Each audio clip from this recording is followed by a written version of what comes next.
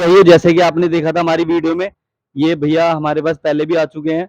और आप कहाँ से आए हो? मैं करनाल से आया हूँ। ये थोड़ा सा लग मैं करनाल से आया हूँ। करनाल से आए भैया वीडियो देख के। और इन्होंने हमसे कौन सा एलईडी लिया है आपने?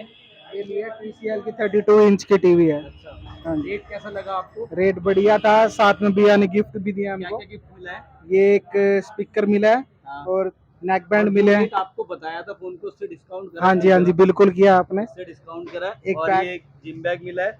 और आप ये भी देख सकते हो कि ये आए कहाँ से, इनकी बिलिंग भी देख सकते हो। और इनको हमारी तरफ से 3 जने आए हैं और हमारी तरफ से 3 नेक बैंड भी फ्री हैं। एक इन भैया का और एक इन भैया का और एक ये हमारे प्यारे भैया है एक इनका। थैंक यू, थैंक यू, कैसा थैंक यू। लगा आपको? बहुत बढ़िया सर, बहुत बढ़िया। क्या कहना चाहेंगे आप? पहले मैंने इनसे सर से ओप्पो का फ़ोन लिया था और मैंने अपने छोटे भाई को रिकमेंड किया करनाल से कि आके टीवी यहाँ से लेना है। तो करनाल से स्पेशली यहाँ पे ट्रैवल करके फ़ोन टीवी लेके जा रहे हैं। Thank you.